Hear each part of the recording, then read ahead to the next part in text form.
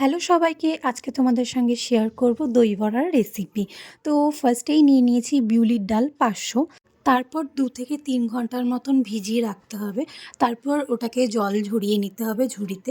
তারপরে ব্লেন্ডারে বিউলির ডাল আর 4খানা লঙ্কা দিয়ে ভালো করে ব্লেন্ড করে নিতে হবে। তারপরে একটা বড় পাত্রে রেখে ওটার মধ্যে অল্প নুন আর সাদা তেল দিয়ে ভালো করে ফেটাতে হবে। আর একদিকেই ফেটাতে হবে।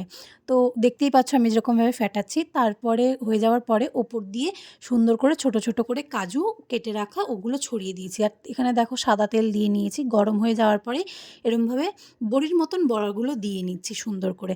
আর কি সুন্দর দেখো এখানে গোল গোল হয়ে হয়েও যাচ্ছে। আর যখন হালকা ব্রাউন ব্রাউন হয়ে যাবে হতে হতে তখন পাশে আমি তেল জল দিয়ে ছেঁকে বসিয়ে আমরা তুলে দিয়েছি। নেব। জলের মধ্যে 2 চামচ নুন দিয়ে নেব।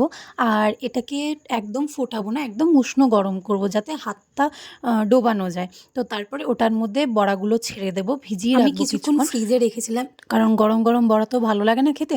তারপর ওই জল থেকে দেখো এরকমভাবে চিপে দই আর চাটনি দিয়ে আর সব কিছু মশলা দিয়ে সুন্দর করে বানিয়ে প্রিপেয়ার্ড করে তোমাদের দেখাচ্ছি।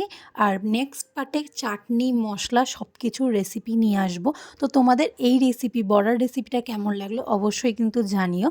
আর আমার সাজানোটাও কেমন হয়েছে জানিও। তো আজকের জন্য এইটুকুনি। Tata, bye bye.